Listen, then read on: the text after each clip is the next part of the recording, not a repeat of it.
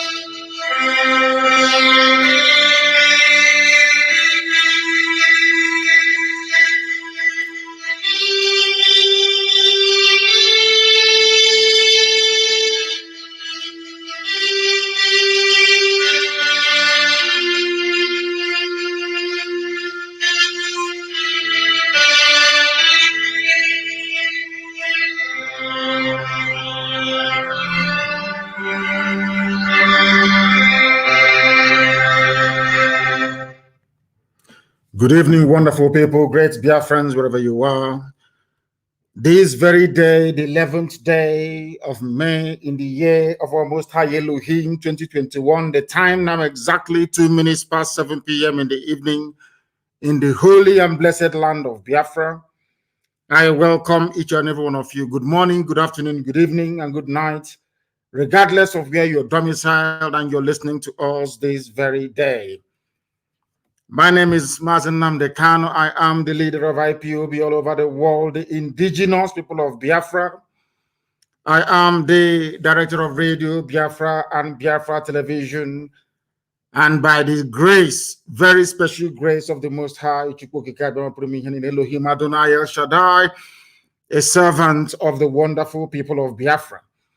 And as always, every outstanding protocol being observed, I urge you, please, to let those around you participate, even though they may be far from you. If you have an internet-enabled device, you should be able to listen to us. If you have a functioning transistor radio that has the FM dial on it in parts of Biafra land, and some parts of Oduduwa and the rest of the zoo, you must also be able to listen to us.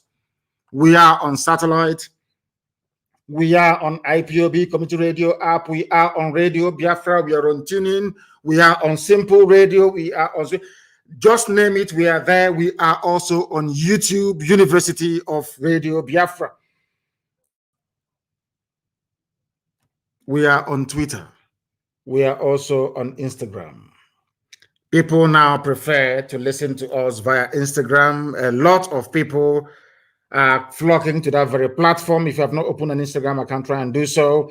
If you have not opened a Twitter account, try and do so, because we are also simulcasting on Twitter this very evening. If you go to my Twitter handle at Mazi Nnamdi Kanu, we are there live.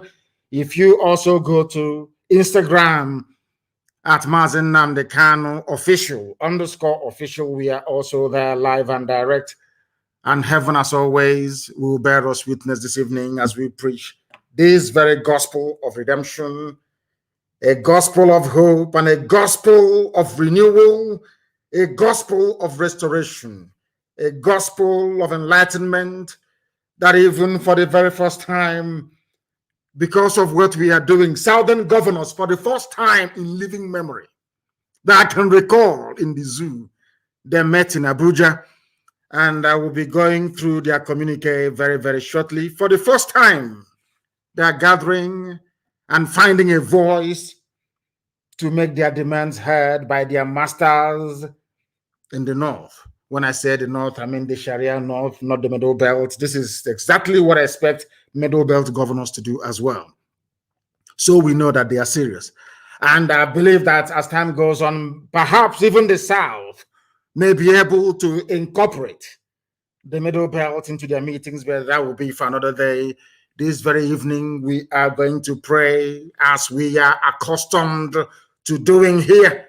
We are going to hand over our proceedings very, very briefly and concisely to the Most High Elohim in heaven. We must pray. Chukwu okike abịa mapụrụ m ihe niile, onye na-adị nsọ mgbe niile ebighị ebi, onye anyị na-efe wee na-asọpụrụ mgbe niile. Anyị na-ebuli olu anyị niile elu ebe ya nọ n'ụwa niile, nna nke ebere, wee na-aja gị mma, wee na-eto gị, wee na-agọzi gị, onye dị nsọ mgbe niile ebighị ebi, onye ime eluigwe, onye ọ bụ naanị ya na-achị, onye ọ bụ naanị ya nọ n'oche eze elu ụwa wee bụrụ ebe ntụkwasị ụkwụ ya. Anyị na-arịọ gị, anyị na-aja gị mma, anyị na-eto gị, na-asị gị, ezi nna pụrụ ime ihe niile, biko nye ụmụ gị ezi echiche na amamihe, nye ha akọ ma nyekwa ha uche, tinye ha n'ime mmụọ ha mmasị nke ụmụnne, n'ihi na mgbe niile na nwanne na-aka enyi. Ka anyị were ịhụnanya, ịdị n'otu, mmekọrịta nwanne na nwanne were na-aga njem nzọpụta nwere onwe nke gị onwe gị dịrị anyị, ka anyị wee gaa. Ma lekwa ndị iro nna nke ebere dị ngọzi, isi ga-ekpu ha niile n'otu n'otu. Aka nsị ha bụkwana ha ọnụ site na amara gị. Ịgba okwu n'anya ume, ezi nna dị ngọzi, n'ihi na ọ ga-amasị anyị gụrụgụrụ mgbe bịa anyị wee too gị, gọzie aha nsọ gị n'ihe ọma nke ị na-ebe n'ime ndụ anyị. Anyị wee na-asị na onweghị chi dị ka gị, onweghị onye ọbụla kere eluigwe n'ụwa ma ọ iwezuga gị, nna nke igwe, ma o nweghị ihe ọzọ ị ga-eji wee hụ anyị n'anya wee karịsịchaa. Anyị anaghị efe arụsị, ọ bụ naanị gị bụ Chineke, nna nke usu niile nke ndị agha, ka anyị na-akpụ isi ala anya. Ya metụ gị n'obi, nna ndị nsọ, na anyị bụ ụmụ gị. Ya metụ gị n'obi na ala Biafra bụ ala nke gị. Ya metụ gị n'obi, onye nwe anyị na Chineke nna, ka i wee lekọtakwa Izrel ka isi elekọta ya na mgbe agbanyeghị atụmatụ ụjọ niile nke ndị iro. Anyị wee na-arịọ gị ka ịhụnanya gị wee mụbaa n'ebe anyị nọ, ka iru gị wee chaa n'ebe anyị nọ, ka i wee gọzie ụmụ gị n'ụzọ pụrụ iche, bụ ụmụ gị bụ ndị IPOB n'ụwa niile, ndị tụrụ ugo, ezinụlọ nke iji aka gị wee hiwe, ka ọ ga-abụ na ikpete m azụ site n'ihe ịrịba ama nke gị onwe ga-eme n'ime ndụ anyị. Ụwa niile ga-asị n'ezie n'ezie na ndị dị etu a bụ ụmụ Chineke. Anyị wee na-arịọ gị, ezi nna bi n'igwe, ka iwe nara otuto nsọpụrụ eja mma mbuli elu na ikpe isi ala ugbu a na mgbe niile ebighị ebi ka anyị na-arịọ gị ise. Thank you very much. Some of you have corrected. Did I say Abuja? It was in Ahaba. They met in Ahaba, not even Asaba. Ahaba. As you have a Habimeni as well. Across Udimuni Obaro, that some of you call, or should I say, the white man named River Niger. We are here to preach this very gospel.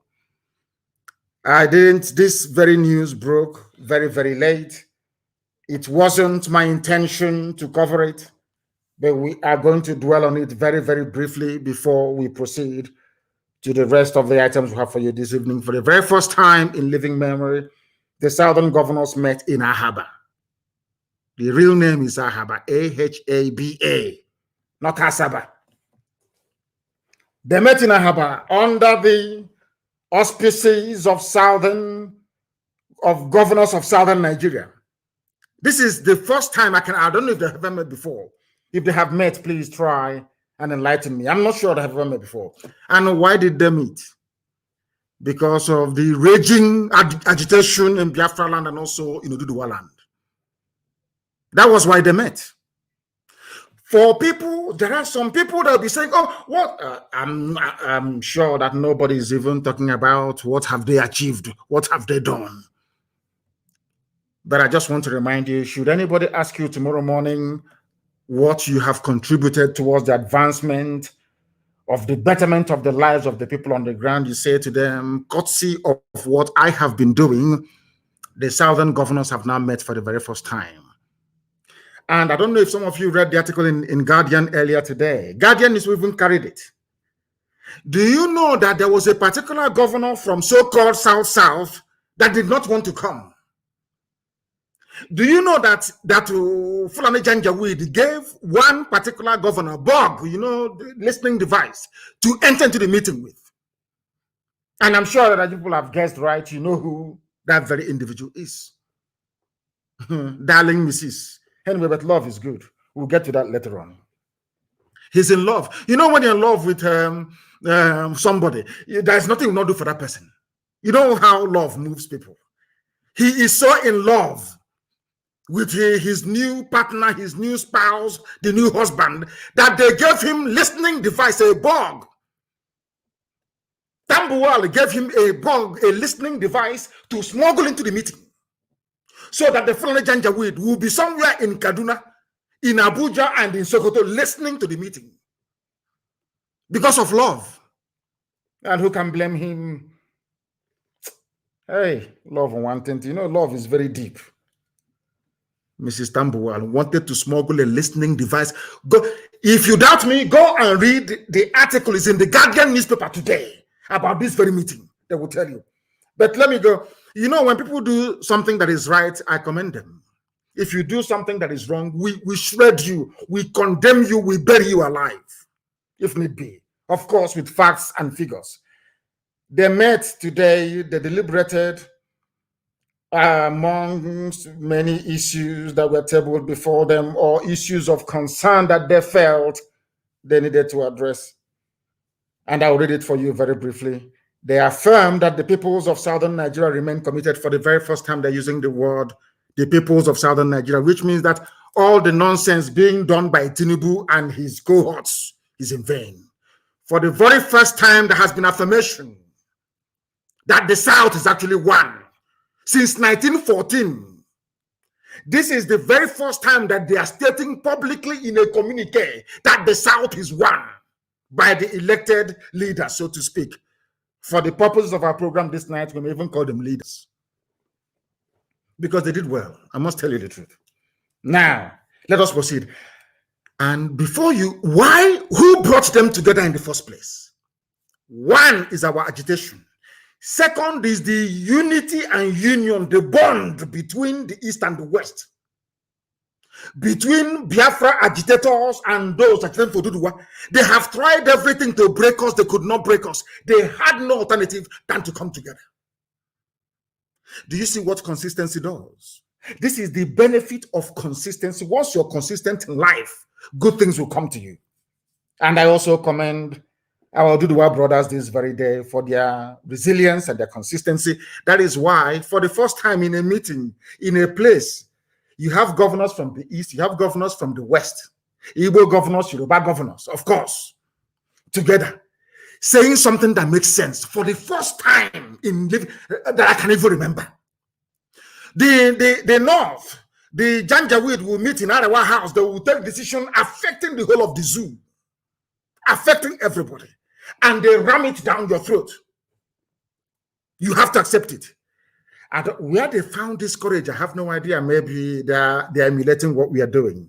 They now understand that we have no fear before our enemies. They now understand that we are scrupulously clean, whiter than white and whiter than snow. They now have developed, or should I say, come to appreciate the essence of courage and determination. So for coming together, of course, I commend them.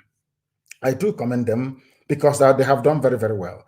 During this very meeting, they affirmed that peoples of southern Nigeria remain committed to the unity of Nigeria. Well, of course, that's expected if you consider that they get their monthly allocation. Everyone wants to go to Asorok, so they will say they want unity of Nigeria.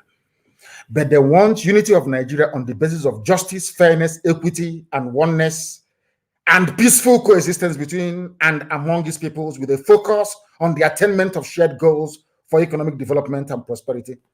English, it has no meaning. The latter part of what they have written here has no meaning because they've been saying this rubbish for very many years. Now, the second point on the communique states, observe that the incursion of armed herders, criminals and bandits into the southern part of the country has presented a severe security challenge such that citizens are not able to live their normal lives, including pursuing various productive activities, leading to a threat to food supply and general security. Basically, they are warning Fulani Janjaweed terrorist headsmen, short for Miet Yala. They have now come out to say that they are concerned about the activities of Miet Yala. Consequently, the meeting resolved that open grazing of cattle be banned across southern Nigeria. In other words, if you see any cattle in any farm from tonight, anywhere in southern part of the zoo called Nigeria, you kill it. You are enforcing the law made, or should I say, directive executive order made by those that you claim you voted for to look after your affairs. They noted that development and population growth has put pressure on available land and increased the prospects of conflict between migrating herders and local populations in the south. Given this scenario, it has become imperative to enforce the ban on open grazing in the south, including cattle movement to the south by foot. Nobody should bring cattle into the south. In other words, Ruga is dead. Cattle highway is dead. Cattle path and cattle routes, they are all dead. From what they deliberated and came to conclusion to this very day in Ahaba. They concluded that anywhere you see Miet Yala with their cattle on foot inside your farm or anywhere, of course, in the East, we call Eastern Security Network, and we treat them the way we have been treating them. Why are they saying this? Because we took the bulls by the horn. We don't mess about all this nonsense what they're doing, that rubbish. I'm not taking you go to the rubbish. If we find you in the bush, you are bushmeat, you are gone. Both you and your cattle, you're finished. So now that gave them some liver to come out to say that we are now banning cattle movement. Number 4, we recommend that the federal government should support willing states to develop alternative and modern livestock management systems. And I wonder, why are you taking permission from the federal government? Was it not Oshun State or whichever state in the West, in Yoruba land, imported 250 pregnant cows from the USA? That one didn't, once they told the cow, you are now in Nigeria, the cow broke away from the crate. I wanted to run back to the USA. A governor was able to do it without permission. But these ones, of course, they have to bow to their Fulani masters. They are taking permission from the Fulani, their Fulani Janjaweed, as if to say that cattle herding, or should I say animal husbandry, or dairy products is the exclusive preserve of Mietiala. That is why you're going to the government to go and look for excuse to start your own cattle ranch in your states, because you have agreed that nobody should enter into the cattle farming or rearing business unless you are a Fulani, unless you are Mietiala. Arrant nonsense. Pure bunkum. That is where I fault some of the things that they have said today. This one doesn't sit well with me. It doesn't sit. Why do you have to ask the state, the Abuja, to allow you to have cattle farms, or should I say, rare cattle, where you come from? You don't need permission from anybody. It is food for feeding of the people, so you don't need permission from anyone. Now, listen. They said they have agreed to progress. We have agreed that the progress of the nation requires that urgent and bold steps be taken to restructure the Nigerian Federation, leading to the evolution of state police, review of revenue allocation formula in favor of sub-national governments, and creation of other institutions which legitimately advance our commitment to and practice of true federalism. Once again, they're begging for restructuring. That's what they're asking for, but along state lines, because they are governors, because they know that if they ask for restructuring along the lines of region, vis-a-vis the Constitution of 1960 and 1963, somehow most of them will be out of a job. Do you see how parochial? Do you see how selfish these people are? What concerns them is their office for them to protect it. That is why they are arguing for restructuring along state lines where you will not answer your name.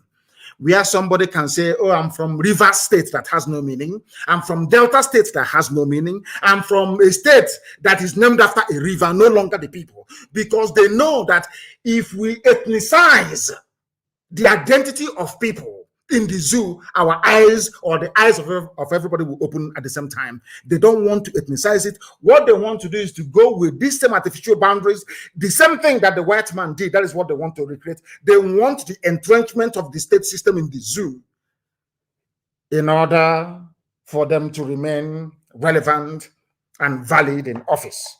And we are against that completely and totally. Now, these southern governors are recommending that in view of widespread agitations among our various peoples, here we come, we have now come into the play. Oduduwa and Biafra agitators, we are now in the game. They are now talking about us. Let us hear what they had to say. We recommend that in view of the widespread agitations, of course, by IPOB and Oduduwa agitators, among other various peoples, for greater inclusiveness in existing government arrangements, the federal government should convoke a national dialogue as a matter of urgency. So we are now moving very close to that referendum we talked about, isn't it? Because after or once you pick up a gun, it will always end on a round table. Not the table with four corners, no. The rectangular ones, no. Always on a round table. And they now understand it very clearly. They are now calling for national dialogue. If they have the clout, if they have the presence of mind or conviction to push these things through, for their counterparts and their husbands in the north to agree to, is another matter altogether. But at least they have said it. And they must also be commended for it. They also recommended that in deference to the sensitivities of our various peoples, there is need to review appointments into federal, like federal character, that Fulani should not dominate everything. This is a very diplomatic way of saying that Fulani should not take over every sensitive security position in the zoo. It must also go to other ethnic groups as well. Now, this is one that I love very, very much. We have resolved to foster cooperation among the southern states and the nation at large. For the very first time, they are saying that the Igbo and Yoruba will work together. Izon is there, Ijo is there, Ibibio is there, Efik is there. For the first time since 1914. Some of you may be shocked. This is the only time since Lugard, that wretched Lugard, came into the zoo to turn us into wild beasts and animals. I'm telling you, this is the first time that southern protectorate you've been hearing about, this is the first time that their so-called leaders are meeting since 1914, over 100 years ago. over 100 years ago. This is the first time they're meeting. Imagine if they had been meeting all these years as their northern counterparts were doing. Do you know why they met in Ahaba? They met for the simple reason that the divide and rule tactics of the North is no longer working. They can no longer divide us. And where I should give credit, I won't hesitate to give credit.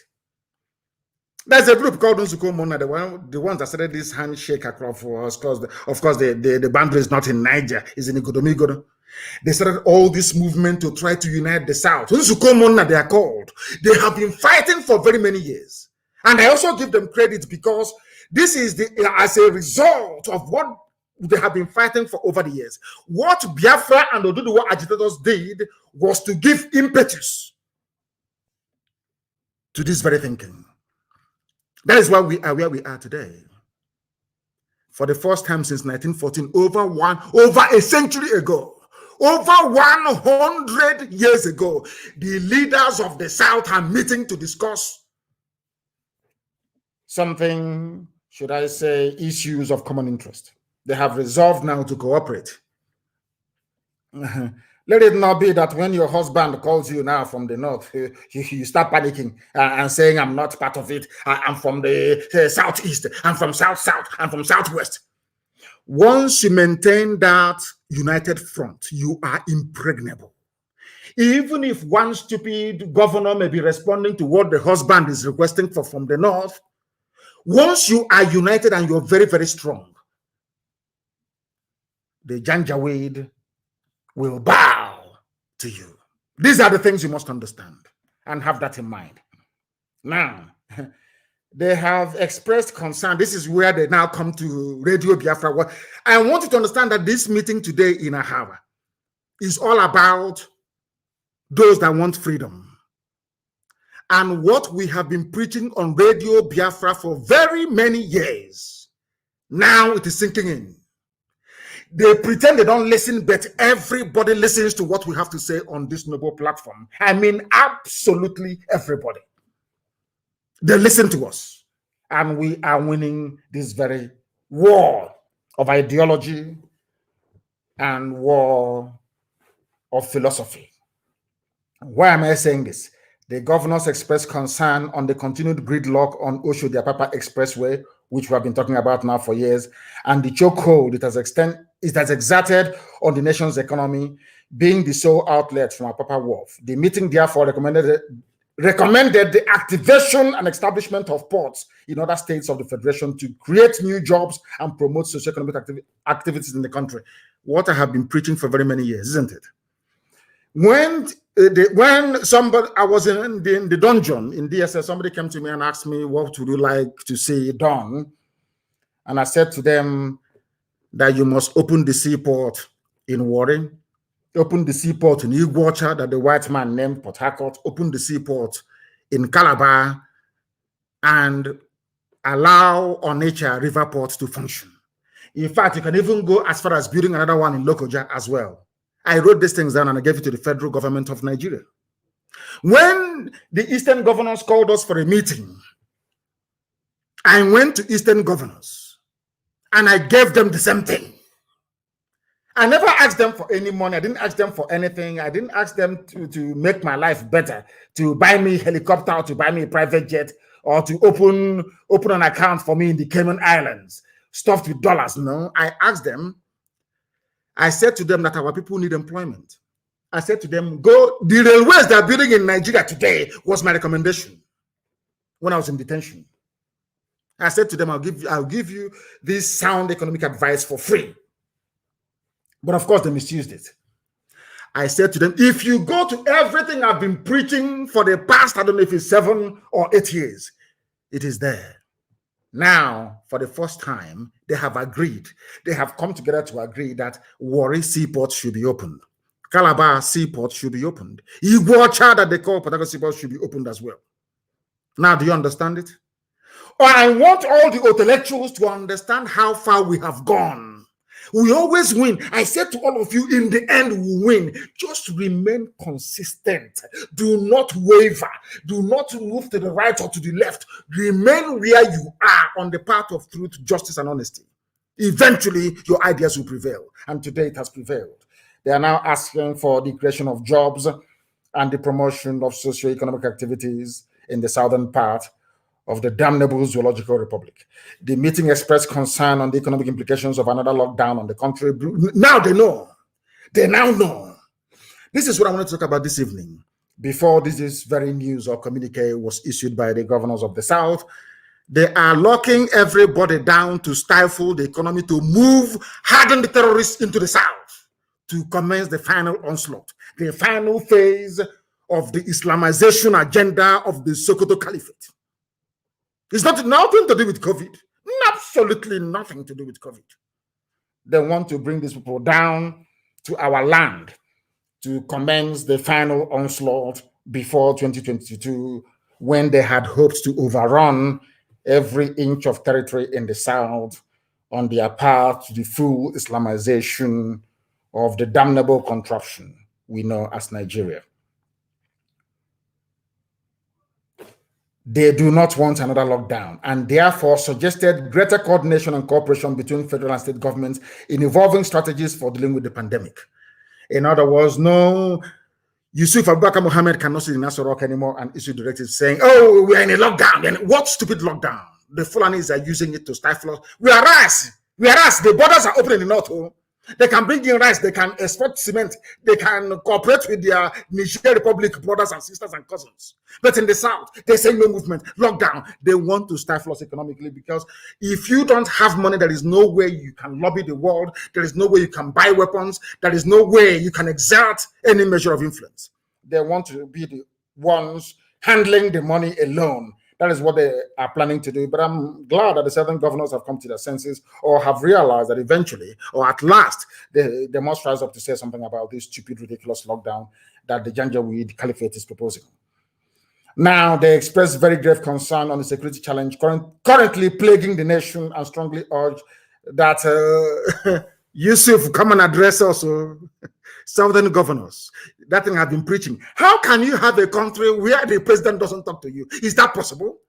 Because they know we are waiting with our Onyoko. We are waiting for them. Once that idiot comes out to speak, we will dissect, we will analyze, and they understand it. They do not want to put themselves to shame. That is the reason why he's no longer talking. Even the recorded ones you used to get once every 8 weeks, you're no longer getting it. Now the southern governors are saying to Aso Rock, please talk to us, so we want to hear from you, because they themselves are now convinced that Buhari is dead. They now know also that there is somebody in Aso Rock. Now they're asking him to come out to speak live to the people, and we know he can never do it, because we are waiting. We have recruited new scientists. There is no trick they will bring, no artificial intelligence. There is no deep fake video they will bring out now that will not dissect from top to bottom. From top to bottom. Now they express their gratitude to their host, which is Ifeanyi Okowa. He has done very well, of course. He has done very, very well to host this very meeting. I'm not excusing his idiocy and stupidity, but of course, for hosting, for once, they're finding their voice. Do you know what? Do you know why they're talking? Because they know that the Fulani can no longer divide them. No longer can they be divided. No more. Because even if you divide the governors, the men on the ground, the foot soldiers on the ground, they are united. The East and the West, we are now bound together. That is why, for the very first time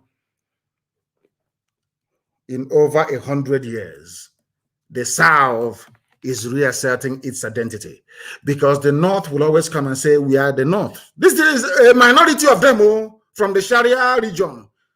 They have emasculated the Middle Belt. Then I say, we are the North. But when they come to us, they say, oh, this is East and this is West. They divided Nigeria into three to suit them. The North, the East, and the West. When they come as the North, they come as one block, one effective, dominant block. This one is playing his own corner, West, and this one East. Now, East and West have come together. Let the war begin. That was what they did, and I must commend them, those that attended. I must commend all of them that went there. But I'm sure that let me see if Mrs. was there. Mrs. Where are you? I'm looking at the names of those that signed. Oh, Mrs. came. She came as well. Because when he's with Tambuwal, he's a she. Then when he comes out to snort cocaine and be talking rubbish, is a he. So the he, she, or she, he was there as well.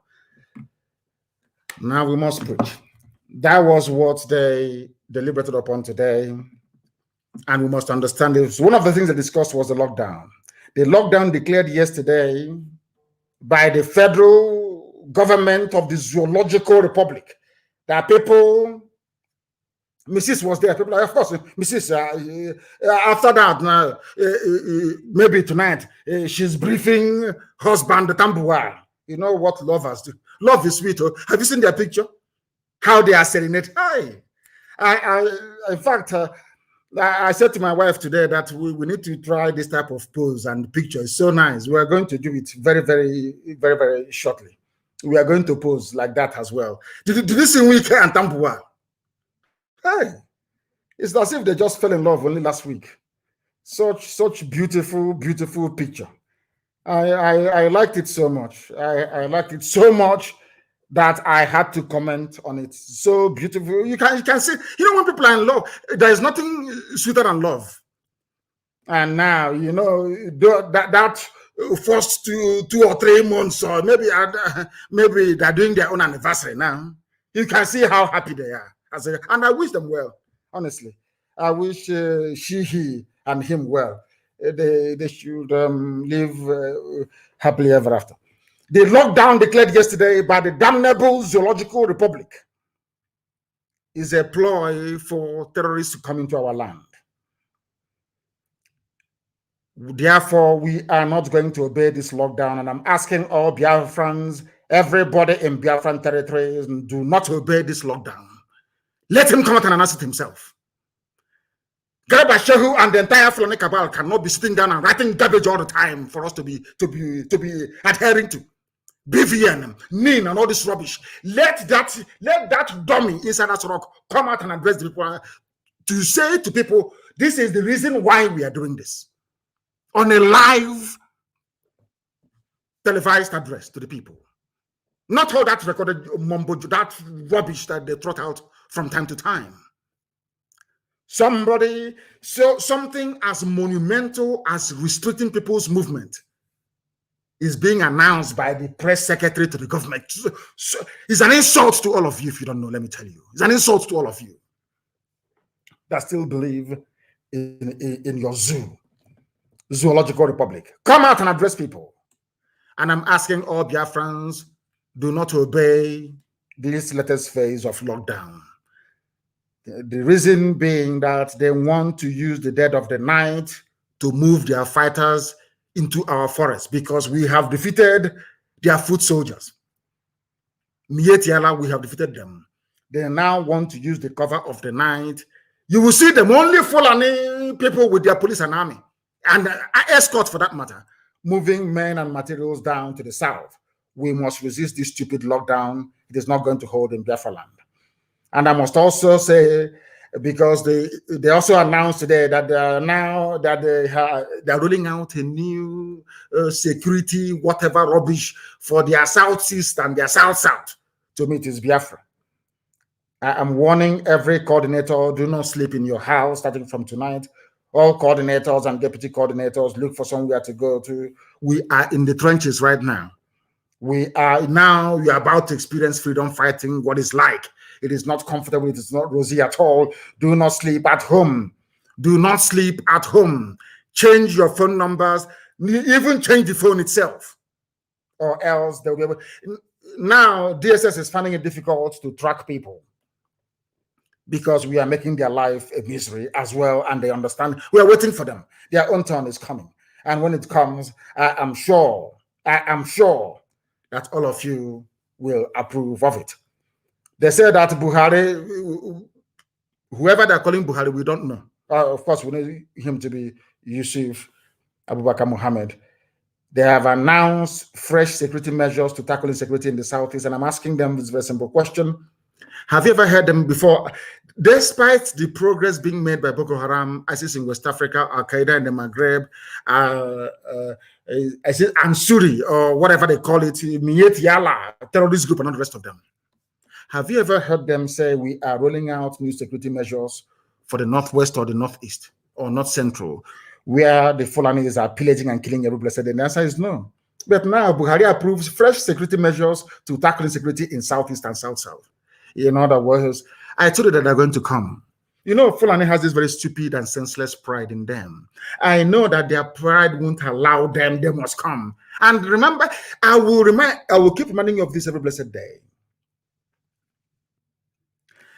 This Fulani army will die in Biafra land. They want to move them in. Maybe to start there, they are doing now is abduction. We are in the season of abduction. Very soon they will try their shoot at sight to see if it will work. But I'm not sure it is going to work for them again, considering that all the entire southern governors have now come together to issue a communique stating it very, very clearly that the way they have been handling things in the past hasn't moved the situation forward. Now what they're trying to do is to try to bring in a new measure. And I want to warn Fulani Janjaweed in Asarok, any measure you bring to our land, we're equal to it. Anything you bring, we are going to face you. You understand that very clearly. Okay? So it doesn't matter what the AIG does, what the IG does, and all these idiots. The more you move men down to the east, the more the north will be taken. But of course, I know it's all the part of the game plan. What they want to do is to emasculate, to intimidate. So we can become wretched, lily-livered cowards. We will now allow you to enter into our land, or send us away from our land. We'll come maybe to IDP camps in Amazonia. But it's not going to happen, and you understand that very well. And as I told you, you will take the bait, you will come. We will lure you into our land, and your army will die there. And the places you left in the north, in Sharia, Core, Arewa North, will be taken over by terrorists and criminals that will never, ever, ever listen to any of you. These are the things you must understand. So we are ready for you. Anytime you want, you can bring the game on. We are waiting for you. But you can never, ever have it easy anymore. All that thing that people come out, you open fire anyhow. You know that if you open fire on the people, you will be confronted there and then immediately. And you are going to die sooner than later. You will also perish. So now you understand. It doesn't matter what you announce or what you're not announcing, but we are assuring you that you are not going to prevail nor succeed in intimidating the children of God into submission. It cannot happen. You can try that nonsense elsewhere. It will work for you. But you see, in the East, it can never, ever work. Never, ever work. Not today, not tomorrow, not ever. Because when tyranny, as somebody said, when tyranny becomes a law for the government, massive rebellion becomes a mandate for the people. Because you cannot keep pushing us to the wall all the time, pushing us to the limits, massacring innocent civilians over and over and over again, and you don't expect them to fight back. You must be foolish. I want to remind all the intellectuals and sophisticated morons, all of them, go back a few years ago, the slaughter, the killing of IPOB family members, peaceful protesters, Shia protesters, and SARS. Every time army and police will come, they open fire. None of you will talk. But now in our land, they are always looking behind their backs. They don't know where death is coming from. Because I assure them, they are all going to perish. The people telling you that they have a plan to secure the East, Southeast, and South-South, according to them. Armed robbers invaded Asarok. So we are led to believe. Only under this regime, something unheard of in the whole world. It's never been, I don't know where these Nigerians, I don't know who gave them their brain. Maybe it was picked from the dustbin. I have no idea. Some of you may have dismissed this issue of armed robbery in Asarok, but I want you to understand something that's never happened anywhere before in the history of the world or modern governance. Never ever happened before. They said they ransacked the chief of staff home, Ibrahim Gambari, and Abubakar Kanu. and they stole valuable assets. That is how corrupt the Fulani people are. I told you before that is something the Fulanis they have perfected over the years. When they finish draining any particular department of parastatal dry, they set it alight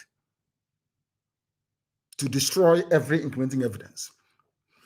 I am sure that whatever they may have stolen from the homes of Ibrahim Gambari and this Abubakar Maikano could be financial instruments worth billions of dollars belonging to the people. If you ask, oh, armed robbers came, how can armed robbers, if armed robbers can, or should I say, unknown gunmen enter into Asorok to go and steal state valuables? Now tell me which part of the zoo is safe. They did not sit down to say to themselves, let us look for a way to strategize and devise new security approach to Asorok to guard it. It's Southeast and South they're interested in the East, Biafra. And newspapers and their editors publish this type of junk every blessed day. And I'm asking them, they have no shame, honestly. Armed robbers came to the seat of government to steal and walked away free. You shamelessly came out to announce that you are devising a new strategy for the East. You have not been able to devise a strategy to keep yourself safe inside Asorok. That is how they reason. It is supposed to be the most secure place in Nigeria. It is now every man for himself. That is why I commend Governor Autumn for what they have done. I will ask the southern governors, when next your meeting, invite your middle belt counterparts, and you see that the zoo will collapse within 2 weeks. Not just collapse. All those things that you have been asking for, they will give it to you. That is why all of you must come to the fullness, or should I say, to the realization that you must, without fail, keep on doing what you're doing in terms of defending your land. You must defend your land. Look at people suggesting. I mean, can you go to, how can I put it, to a gate man in a hospital and ask them to administer any form of treatment because you found them at the gate? Because you found them at the gate of a hospital.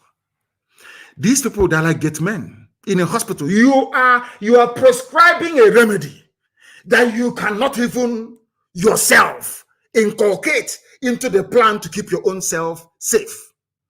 You're not safe, but you're busy dishing out directive to go to, we now have a new plan. I'm asking the IG of police, go and secure Asorok first. Go and secure Abuja, where children are no longer going to school. Go and secure Abuja first. Go and recover Medugri. Go and recover parts of Yobe. Go and recover parts of Zamfara from the same terrorists that you groomed before suggesting how peace can be restored in the East. If you want to use that as a cover to bring in your army, they're going to die there anyway, so there's no need. I will not stress myself on this. Bring them now, you're going to see.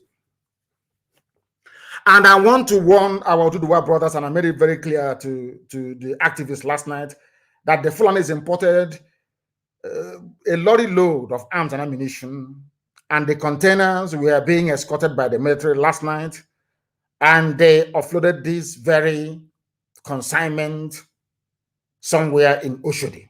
But I'll come to that later on. I will give you the full details of exactly what transpired.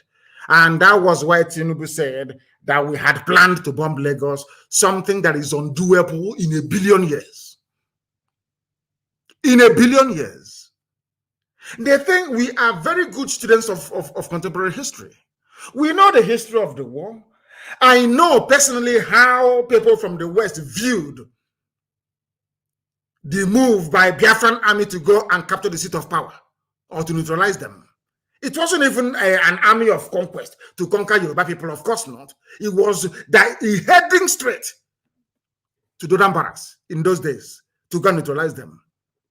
I know personally how my Yoruba friends have explained to me their trepidation and their fear over that very expedition. led by Banjo then. We know. So we cannot try anything stupid. We can never, ever, ever, not on this earth, antagonize our Yoruba brethren. It's impossible. We can never do it. We meet all the time. We have meetings all the time.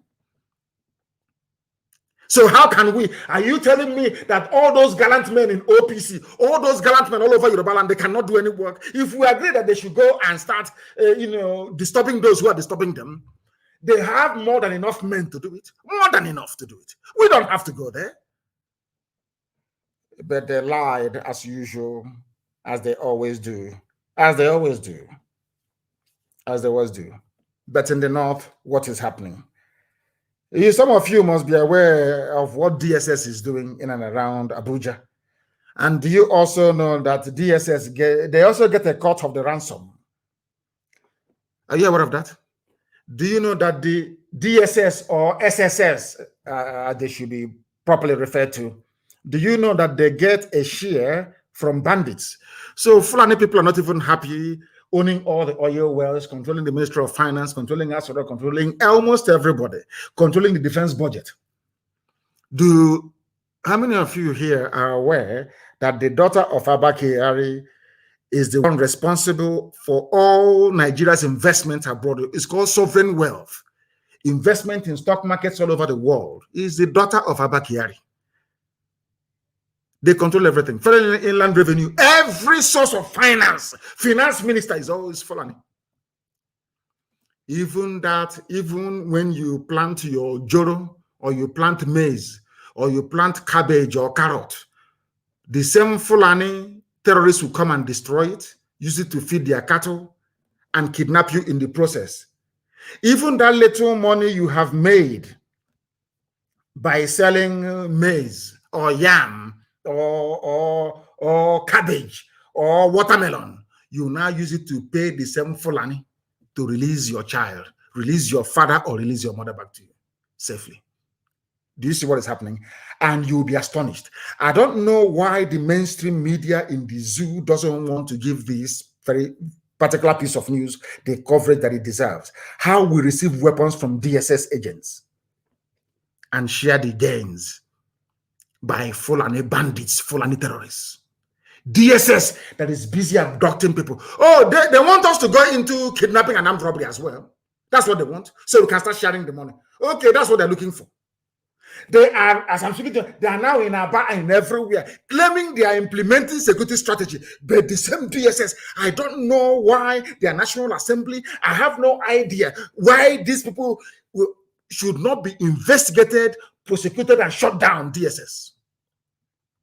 Instead of contributing to making your lives as safe as it can be within the contraption, they are making it worse. I'll read it for you.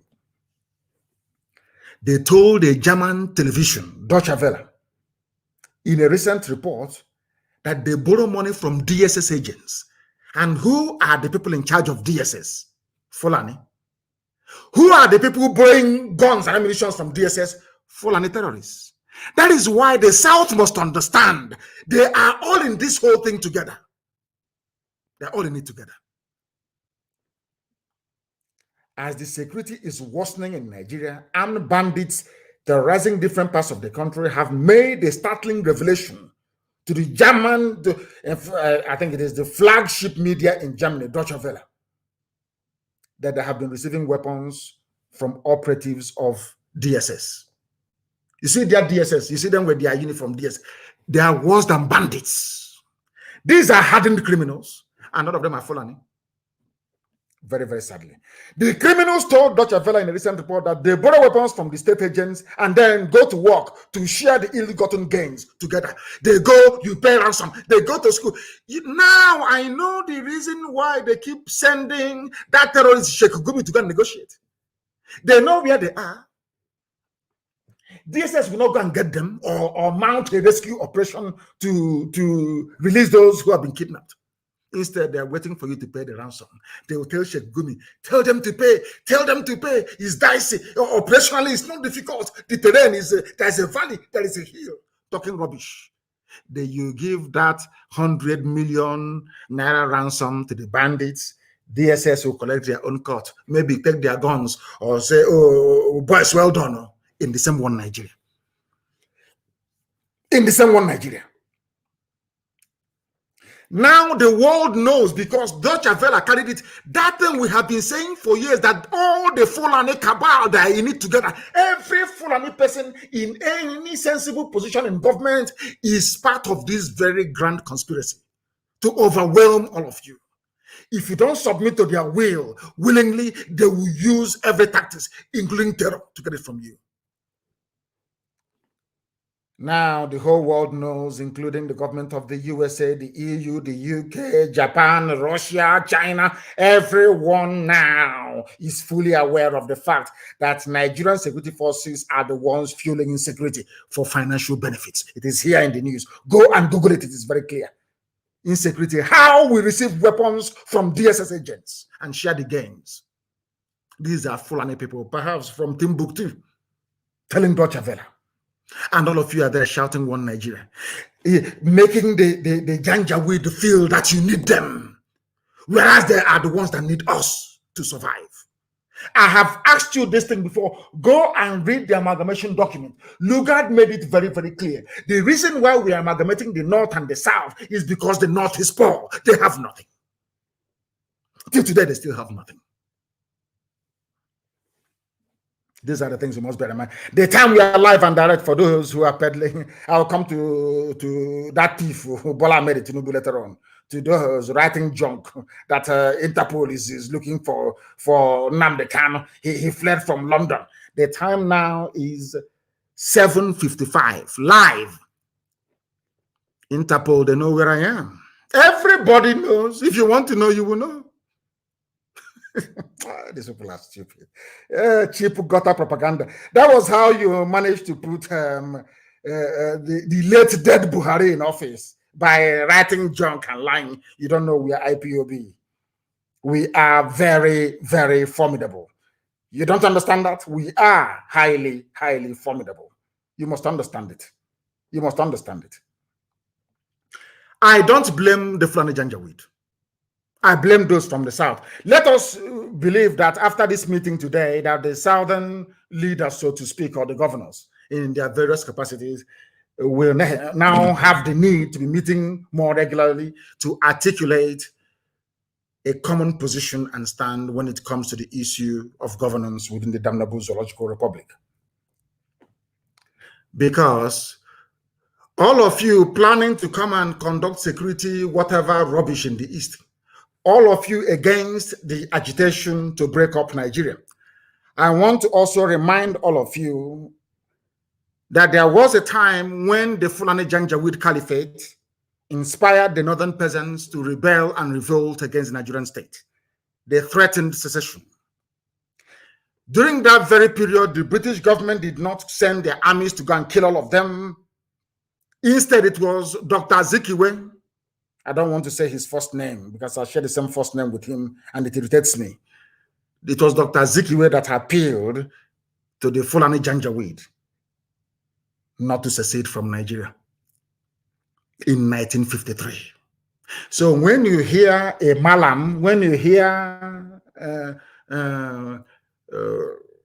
Al-Majri writing nonsense on Facebook, I want you to remind him or her, it was you people, the Fulani-controlled northern part of Nigeria, that planned to secede from Nigeria. This is not 1966 coup or anything. Before then, in 1953, the first people to ask to exit Nigeria is the Fulani Caliphate of the North. But today, when you hear them talking, you will think somehow that because then they have not discovered oil. Not at least something in commercial quantity. Now there is oil, there is a commonwealth, there is money. Dollar must flow from oil and gas in the East. Everybody now wants to die for one Nigeria. But it was Zeke's voice. I don't know if it's a very lengthy article. Maybe that's why some of you don't even read it. I think it was published by Guardian newspaper. Zeke's voice that voided planned secession by the North in 1953. It was Dr. Zikiwe that appealed to the North to stay in Nigeria. They never went to war. Britain never Britain never deployed troops to say, oh, you want to break our empire, we're going to kill you. Now ask yourself, why is it that the Fulanis are now deploying soldiers to go and kill people who are agitating in the south? Why? When they themselves agitated to leave, nobody killed them.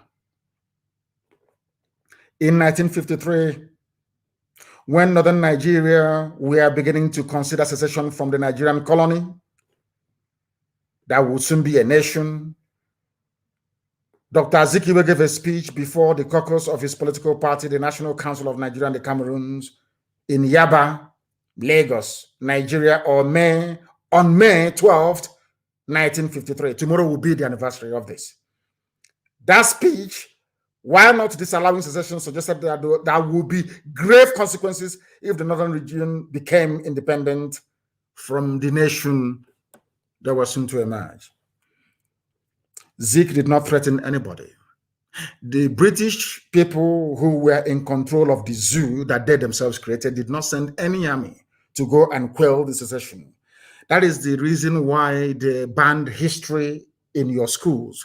That is why some of you do not know history. The first people to attempt secession from Nigeria were the Fulani of Janjaweed in 1953. Who stopped them from seceding?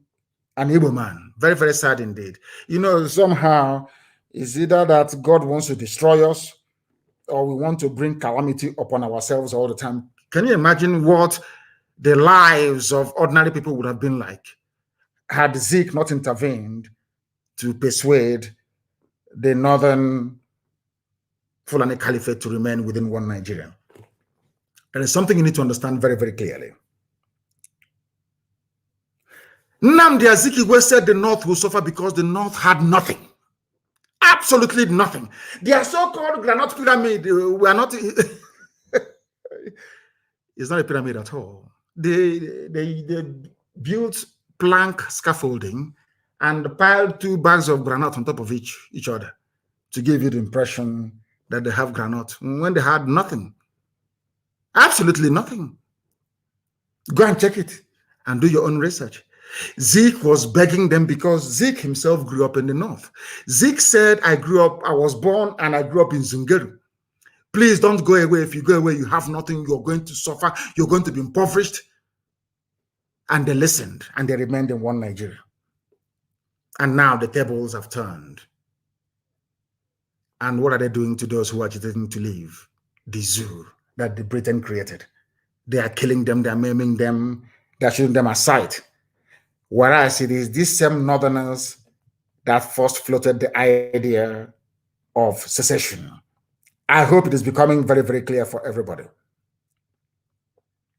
What they have given to us are headsmen, terrorists, rapists, murderers, kidnappers across the entire length and breadth of the zoo called Nigeria. They do not care. And we caused it. It was the fault of an Igbo man. Now I understand why sometimes I will speak or write very angrily about Dr. Azikiwe. Now I understand the reason why. It wasn't his fault after all. Today we are agitating to be free. Today we are fighting to be free in the East and in the West. And what have they done? The APC-led government of Lagos State, in conjunction with the Lagos State Commissioner of Police, having concluded plans to attack some parts of Yoruba land and blame it on IPOB, just to create a discord between the Yoruba nation and the Biafra nation, and to destroy the cordial relationship that these two agitating nations have maintained very lately. They want to destroy it. Tinubu knows that he's not going anywhere. So he has now unleashed his machinery. Everything in his arsenal has now come out to try to fight us, to try to fight me, and to try to fight the children of God. But he's going to fail.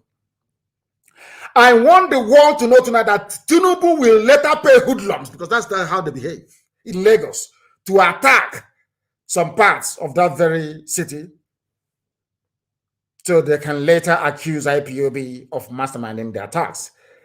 This is what some unscrupulous politicians, very desperate criminals are doing in Nigeria today. I want to ask Tinubu, who is a thief and a criminal, why did you not come to the pages of newspapers and television screen to announce the numerous sackings of Yoruba villages by Fulani Janjaweed, bandits and terrorists? Because there are Yoruba people right now in Benin Republic. Why was there no hoo-ha about Yoruba villages being sacked by Fulani Janjaweed? Why? That tells you all you need to know about these people and their intentions. Yoruba people, I want to ask Tinubu, are Yoruba people not refugees in Benin Republic? Who put them in refugee camps in Benin Republic? Are you telling me that Yoruba media is afraid of their Fulani masters, and in their docility, real damage is being done in Yoruba land? You have the courage to link IPOB to whatever nefarious activities that you're planning to unleash in and around Lagos. But people that pursued Yoruba people into Benin Republic, you cannot write about them nor admonish them the way you have tried to do against the squeaky clean image of the indigenous people of Biafra. This is very, very sickening. It is a very desperate and psychopathic attempt by this very thief, this very gluttonous and insatiable criminal that will do anything to appease his Fulani overlords.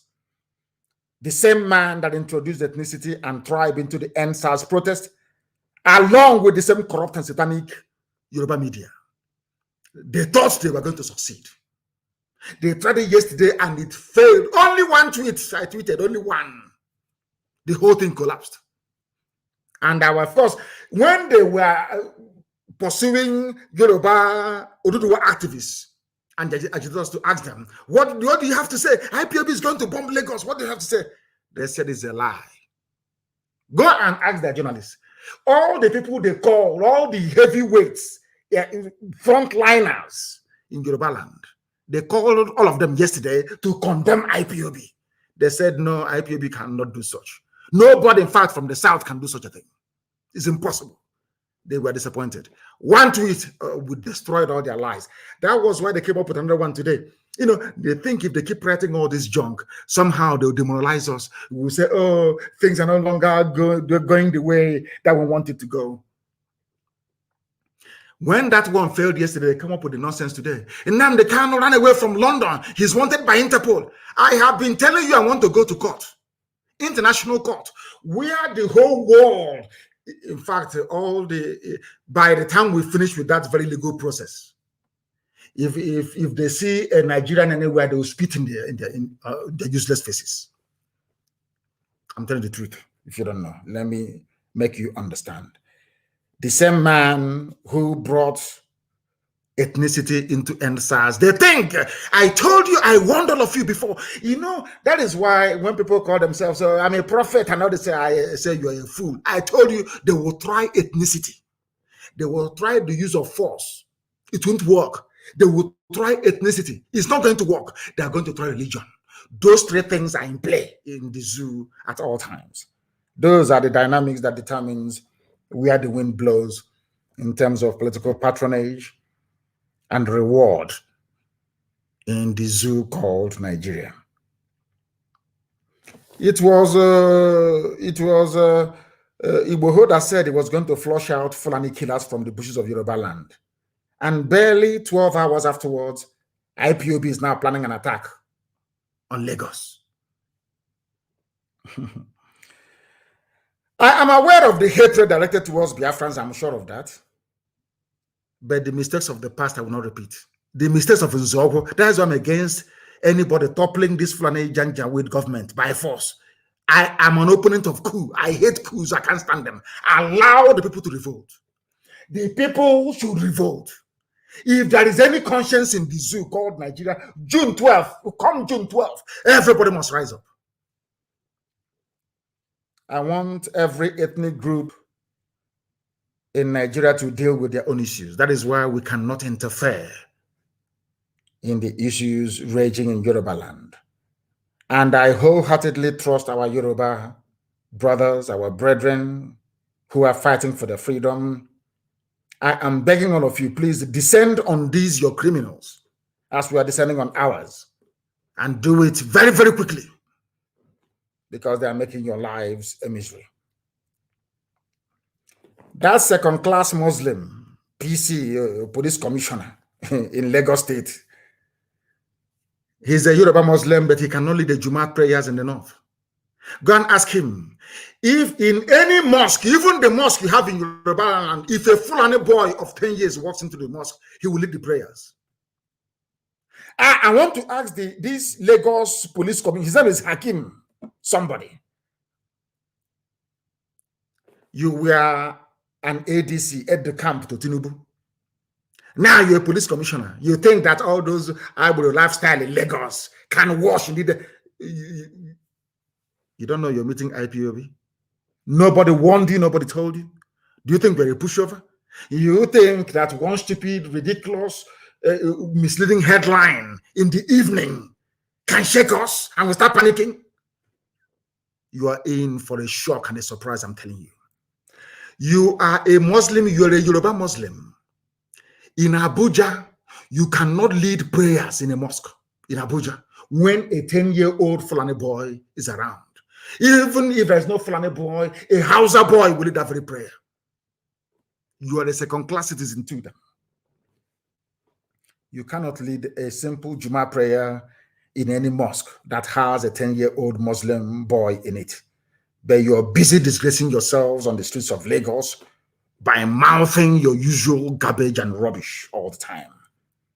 But this time around, they failed spectacularly to divide us. They wanted to drive away between Oduduwa and Biafra.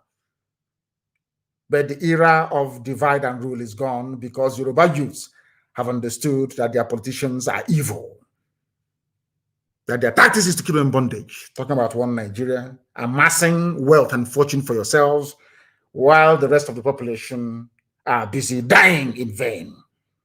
For whoever is against our freedom is against God Almighty in heaven. And I believe that nobody can challenge you. So Biafra is coming. It doesn't matter what you do, it is coming. As I said before, you know, to pick up a gun to defend your right to exist as a human being, to pick up a gun to defend your right to exist as a human being is like losing your virginity. You don't get it back anymore. So we are going to keep defending our land until they give us referendum. That is not that way. That is not that way. If they kill us, we kill them. I say it live on air so that the whole world can hear me. So you mean I will stay in my house? You will come, you will kill me, you will go. That's rubbish. Every army formation in the East now understand. Once you kill somebody, some of you are going to die. It's as simple as that. That thing you want, we give it to you. Have you been hearing them shooting and killing people? Or Fulani headsmen all over the place? There was a news I saw earlier today, Fulani headsmen somewhere in Anambra, and I said, show me the pictures and the videos. These are people trying to discredit the work, the excellent work that ESN is doing. Show me the video of the Fulani movement. And by this time, I will ask you, go back there and see if you find them. Men are doing a lot of work, and we must support them.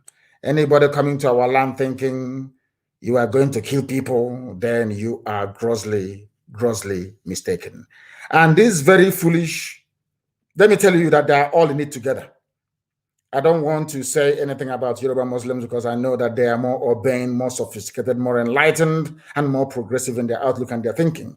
But there's something that I want our people to pay very close attention to this very moment, please. Very, very important. Do you remember that very fire that broke out in Oshodi? I think that was last week on Thursday night, destroying goods worth millions of naira. LASEMA went there, Lagos State Emergency Management Agency, full of people who went to school. They attributed the fire incident to explosives and accelerants used by unknown individuals. Fulani in Lagos, housed by Tinubu, went and bombed Oshodi Market. This was last week. They never ever blamed IPOB last week. Go and Google it. Lagos market fire caused by explosives. Understand this very clearly. Because the Fulanis have penetrated Yoruba land. They are everywhere. They are now willing and ready to unleash mayhem. They went to Oshodi Market, where Yoruba people are doing business, where Igbo people are doing business. They planted explosives. And the experts whose job it is to identify the cause of any fire, they went there, they investigated, they said the fire was caused by explosives and accelerants. The thing that will make the fire to spread very, very quickly. At least 90 shops and offices were destroyed, razed to the ground. The outbreak occurred at Cairo Market in Oshodi, Lagos, on Thursday night of last week, destroying goods worth millions of naira. Now listen, the Lagos State Emergency Management Agency, LASEMA, attributed the fire incident to some form of explosives and accelerants used by unknown individuals. When Premium Times, a Fulani newspaper, mind you, visited the scene on Friday morning, scores of traders gathered at the entrance of the market, counting their losses and lamenting the disaster. This is the work of Mietiala Fulani terrorists inside Lagos. It happened last week. Nobody blamed the Fulani. Nobody remembered IPOB then. It is because now we are hitting Tinubu very, very hard because of the expose I did on the criminal. That is why all of a sudden they are now planning to bomb, whereas bombs have been going off in Lagos before now. Even last week, Thursday, a bomb went off. Now, let me tell you what they did. To tell that Tinubu does not mean well for Yoruba people. I want to prove to my Yoruba brothers that Tinubu and that idiot called a police commissioner do not mean well for you. Now, listen. The experts went to Oshodi Market and discovered that Fulanis had used a bomb to destroy businesses and livelihoods. Yet, the Lagos Commissioner of Police came out to claim that the Oshodi bombing was not as a result of explosives being used. This is happening only last week. Understand this very clearly. The experts went there and said, Lasema went there to say explosives were used. This same police commissioner, now accusing IPOB of wanting to bomb Lagos, said, oh, no. The explosives weren't used. Lagos State Police Commissioner of Police, Mr. Hakim Odumoshu. I'm reading the news for you. All this I'm telling you there in the news. Go and Google it. Lagos State Commissioner of Police, Mr. Hakim Odumosu, has dismissed rumors of fire incident at Cairo Market in Oshodi as being caused by explosives. Odumosu, who conducted an on-the-spot assessment, on the spot, he just went there and said he did not go with any form of equipment or detection apparatus to determine if the explosion was caused by a bomb or not. He just visited with his men and said it's not a bomb because they are part and parcel of it. Tinubu and this his boy, Odumosu, they are part of the gang bringing terror into Yoruba land and looking for who to pin it on. Experts, remember I read before, experts went there and said the explosions were caused by explosives and accelerants. Police commissioner without any training in detection of explosive devices went there and on the spot, he just came out of his healer's van or truck and said, no, I'm here to debunk the news. It's not explosives, that explosives weren't used. Do you understand? A police commissioner, only barely 4 days afterwards, miraculously, IPOB is planning to bomb Lagos. But who bombed Oshodi Market last week? The idiot cannot tell us. Or what caused the fire then? He cannot tell us. Because himself and his master Tinubu wants to drive a wedge between. What Tinubu is counting on is that the votes from the West and the votes from the North, because they will say he's a Muslim, will now propel him to Asorok, because they have decided that no Christian is ever going to preside over the affairs of the zoo. In fact, it is in the Hadith. Some of you don't read Quran, but I read it very well. And the commentary, which is Hadith, the lives and the lives and words of the Prophet. It's called Hadith. Go and read it very clearly. It's there. No non-Muslim should preside over a Muslim state. So what they want to do is, after 8 years of Janjaweedism, they give it to a Yoruba Muslim for 8 years. After that, it goes back to the north for another 8 years, to another Muslim. Then it comes to the middle belt for another 8 years. Do you see the game they're trying to play? Do you understand it very clearly? This man is part and parcel of those bringing terror into Yoruba land. Odumosu, who conducted an on-the-spot assessment of the damages at the market on Friday, May the 7th. An explosion happened on Thursday. They went, inspected it. The Lasema people, this fool went on Friday, May the 7th, and said that they have not discovered any bomb. How can you discover the bomb exploded now? he's an learned officer of the law. He went there after the explosive device must have gone off to say, I did not find any, because it has exploded already. You cannot find it. He said, I could not find any bomb. How can you find any bomb when the bomb has already been detonated? I can't understand these people and how they reason. And luckily, you see how God works. Luckily for us, nobody pinned this very dastardly act on IPOB. Imagine if they had said IPOB did it last week. Can you imagine? Can you just imagine? These are the things that people must understand and come to terms with. These are the people that you are calling your security agents. He's like a DSS. He's like DSS. Very sad indeed. Very sad indeed.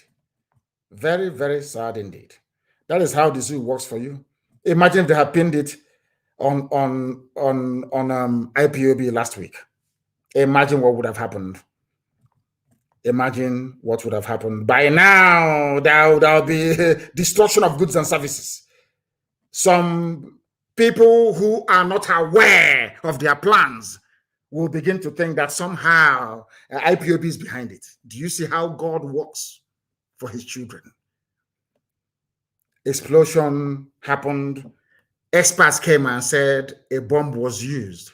He came and said no bomb was used. After 4 days, he's now accusing IPOB of planning to launch a wave of attacks and bombings of people's properties in Lagos. How can we do this? Such cowardly act is impossible. We cannot do it. That's the zoo for you. He is a Tinubu's boy.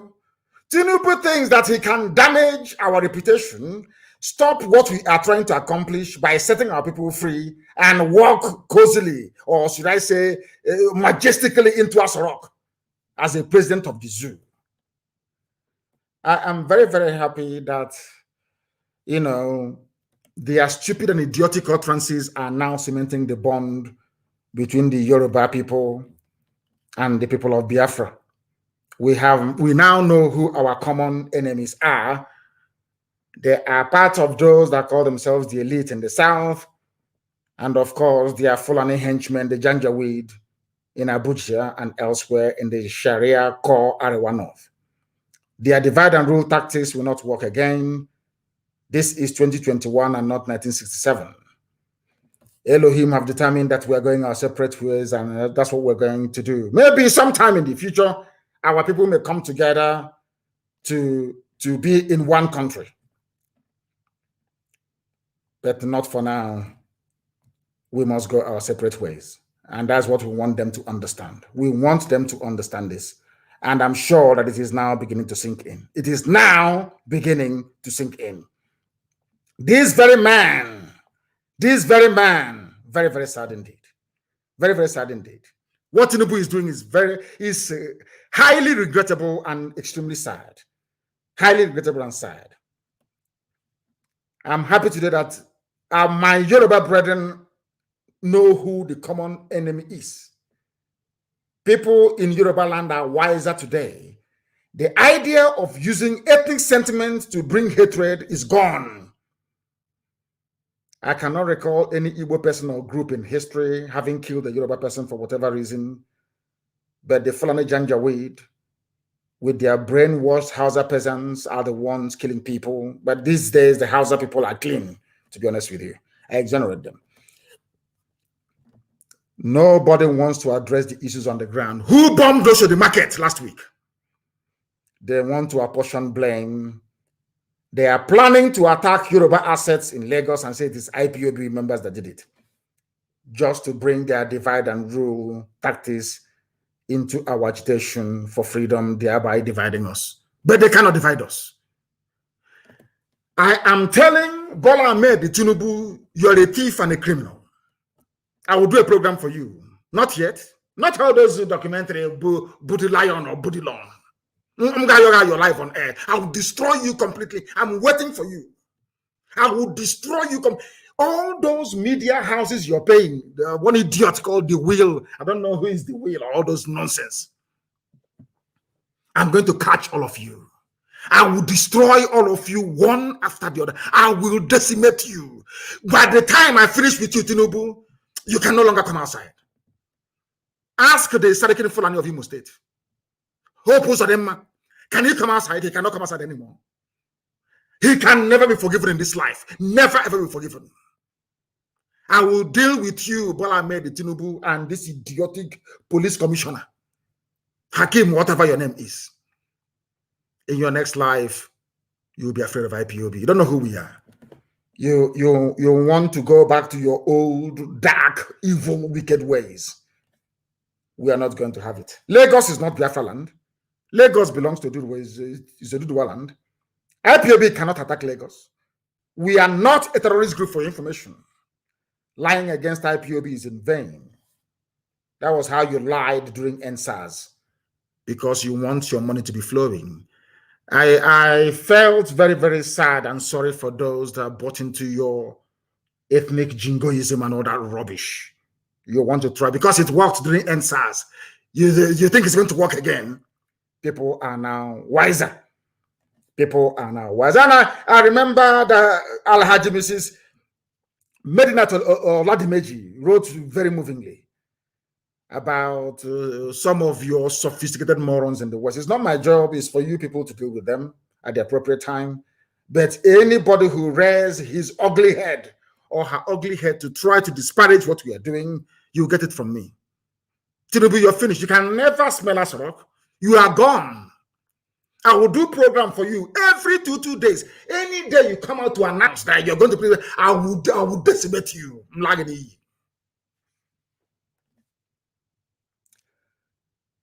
All these people, I'm sure those of you in Lagos, you know a place called Shema Petroleum beside Westminster Market along the same Oshodi Expressway. I now want to tell you who caused the bombing, who firebombed Oshodi Market last week, Thursday. Because I have the intel. We have the M branch. There is nothing that happens in the zoo that we don't know.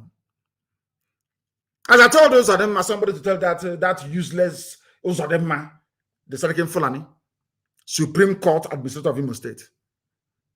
I know where you slept. In NNPC, it's not an official duty, so I allowed you to sleep there and go free. I know where you're sleeping in Ebonyi State. I know where you. I just want to mention only two places. I know where you slept in NNPC 3 days ago. I know where you slept in Ebonyi State 2 days ago. Just to let you know that we know. There is a place called Shema Depot. This depot is formerly called Aquitaine Depot. It is now owned by Shema Petroleum. Shema is S-H-E-M-A. Please, people must listen very attentively, please. It is beside Westminster Market along Oshodi Expressway. Last night, 2 nights ago to be precise, the Fulanis offloaded containers full of arms and ammunition. These containers were escorted by the military and offloaded 2 nights ago And those containers were still there after this very morning. They did not move it to Ojo cantonment or to Ikeja cantonment. Ammunitions dumped at this Shema Petroleum beside Westminster Market along Oshodi Expressway. These are the same people that destroyed that market in Oshodi. Now, do you understand it? I am giving the police commissioner because he's a fool. He doesn't even know what's happening in Lagos, but I know what's happening in Lagos. Are there no containers offloaded at Shema Petroleum escorted by the military 2 nights ago? Yes or no? You are the police commissioner. You don't even know what's happening. Now let me tell you and the whole world what is happening in Lagos, where the Fulanis offloaded arms with which to cause mayhem with the support of Tinubu to tag IPOB. The same thing they did during the war. They will put on Biafra uniforms. They will go and be raping women in Eket. They go to Oron. They kill villagers. They say, oh, it's Biafran soldiers. They came here and they killed us, which is a lie. Subterfuge. That's what you want to try. So, Tinubu, you are prepared to kill and destroy Yoruba businesses and lives only for you to drive a wedge between Biafra and Oduduwa agitators to pave the way for you to go to Asorok. Tinubu is a thief, a complete vagabond and criminal, a liar. The person he's calling his mom is not his mom, or the person he called his mom is not his mom. A man of 79 years old took away 10 years and became 69. These are the people that some of you fools are even discussing or talking about to become your president. Are you not foolish? As I said, I'll do a program for him. Police Commissioner Tinubu and all the other sophisticated morons in the West. If you go to Shema Petroleum, formerly Aquitaine Depot, near Westminster Market along Oshodi Expressway, you'll find container of arms and ammunition with which the Fulanis intend to overrun Lagos, and you blame it on IPOB because you're foolish. You know nothing. We know everything. Everything about Nigeria is fraud and criminality. Fulani people stole 91 billion naira from the coffers of NNPC. Nobody, these are people that came. We want to fight corruption. Corruption is everywhere. If you don't kill corruption, corruption will kill you. All of a sudden, AGF, Attorney General of the Federation, Malami, a Fulani man, plus to cover up 91 billion stolen by NNPC, but they are busy chasing people with laptop. EFCC. People may be stealing $1,000 or $2,000, but Fulani is stealing in billions. And that's why I like them, the way they steal, and they get some of you. They get some of you to somehow pretend that you don't know what is going on. EFCC is working. 91 billion missing. A Fulani man is covering up for his Fulani brothers. But in the East, in fact, across the entire South, all they are trying to do is to instigate division so the EFCC can come and arrest people and get away scot-free. Now, do you understand it? Oh, dear me. That is the people for you. That is them for you. The same Fulani stealing your money, telling you they're investigating corruption in Nigeria. The same DSS telling you, oh, we are working to keep our country safe, are the same people giving arms to bandits. So that when they get the ransom, they split it. And you're telling me that people are well, that you people are normal. Bandits reveal how they receive weapons from SSS agents and split the ransom in Nigeria.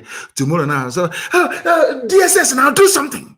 They are part and parcel of the criminal enterprise called Nigeria. They are supplying their people with helicopters. 2 nights ago, at Shema Petroleum in Oshodi, they offloaded 2 containers full of ammunition. Then Nigerian army are the people supplying terrorists to kill all of you. Then you wake up in the morning and you say, oh, I'm a Nigerian. I believe in one Nigeria.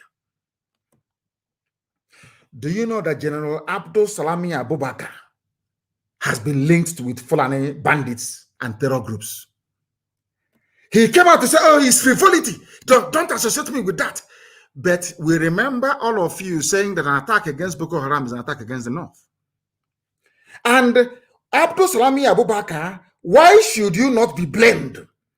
You're a suspect. Do you know that Nigerian military helicopter were supplying bandits with arms inside Niger State? The same army that they claim are coming to the east to re-strategize on how to bring peace. Come now, you're going to die there. How many people are you going to abduct? How many will you abduct? I'm asking you. You're wasting your time. You're fighting a losing battle. Go and look at the history of nationalist movements all over the world. You don't defeat them. Eventually, they will be free. Eventually, we are going to be free.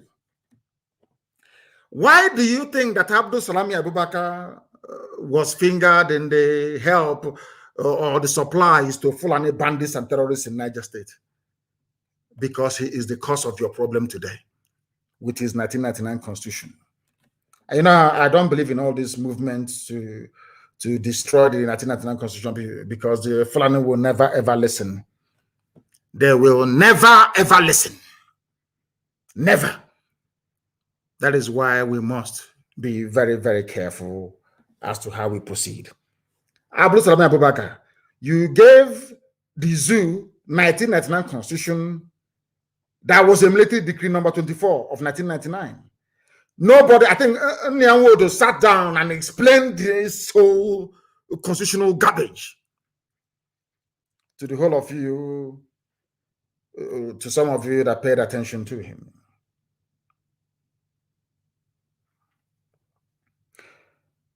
That very constitution was not subjected to referendum. It was written by Fulani people, does not provide for state constitution to create their own federation. Because if you are in a federation, the states must have their own laws. They must have their constitution. Go to USA, you will see it there. Go to the state of Pennsylvania, they have their constitution. Governing Pennsylvania. After all, you wanted to copy what a white man did in America. And of course, in keeping with our way of life in Africa, everything is upside down. Now, let me tell you why Abdul Salami Abubakar is a suspect. They said, Abdul Salami Abubakar said in his constitution that all of you Nigerians handed over your land and resources to the federal government. And if you're handing over your land and resources to the federal government, that means you're handing it over to Fulani Janjaweed Caliphate. Do you understand? Some governors answer chief security officer only by mouth. No governor in the South can give order to the PC and he'll carry it out unless the PC wants to. If you give them an order which they disagree with, they'll tell you, oh, Abuja didn't ask us to do so. So ask all your governors now. That is why the army can come in and kill as many people as possible and get away. Abdul Salami Abubakar in his constitution says that you can marry a girl less than 18 years of age. My God in heaven. Zoological Republic. They were the ones that put Sharia in the constitution. There is no mention of Christianity. It's only Sharia that you have in the constitution. And some of you are telling me sections 275 to 279 regarding non-state religion. Go and read it very carefully. It's all about Sharia. Sharia was mentioned in the constitution of a secular state. All of you wake up in the morning, 1999 constitution, 1999 constitution, our constitution. I feel sorry for you people. It was Abdul Salami Abubakar that encouraged the army to supply arms to bandits.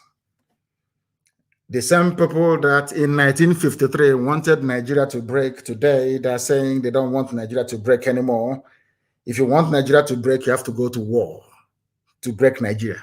This is what Fulani are telling us now. But when Fulani wanted to secede, round about this time in 1953, May of 1953, Fulani, the North, wanted to secede from Nigeria. Nobody told them, you have to go to war to accomplish it. Instead, Azikiwe pleaded with them, begged them, and they agreed. These are the things that some of you ought to bear in mind when you discuss the issues of the Zoological Republic, because things are happening. I tell you that things are happening. Things are happening. And the zoo is gone. It's finished.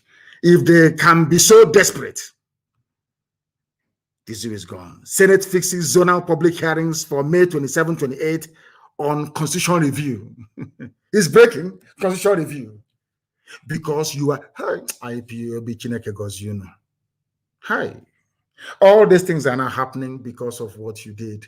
Because of your consistency, you reassured our Yoruba brethren that a lot can be achieved by being honest and consistent in pursuit of what is right before God and before man. All those things that were impossible before are now becoming possible, but we are saying to them, it is too late. Because the Arewa Consultative Forum are now telling us that they don't support secession because there is nothing wrong with Nigerian structure. If there is nothing wrong with Nigerian structure, Arewa Consultative Forum, why are you now having a constitution review? Why? You know, we always win. I told you we always win. We are getting very close. We are getting very, very close.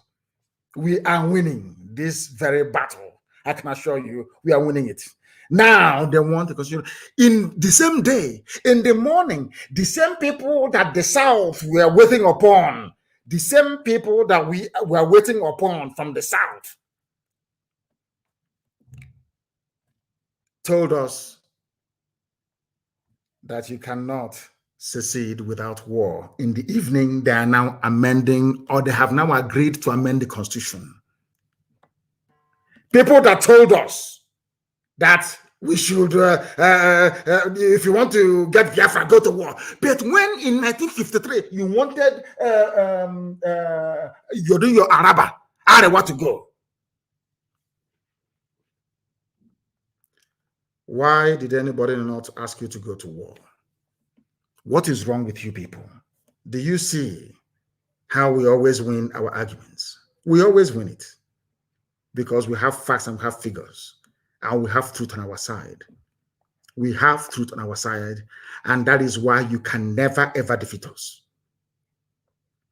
That was why when Governor Autumn said, fire for fire, if you kill us, we'll kill you, in Benue State. And now that's constitutional review. We want to review this, we want to review that. The only language the Fulani understand is fire for fire. If you turn the other, if they slap you on one side and you turn the other cheek, they'll cut off your head. The sooner you people understand this, the better.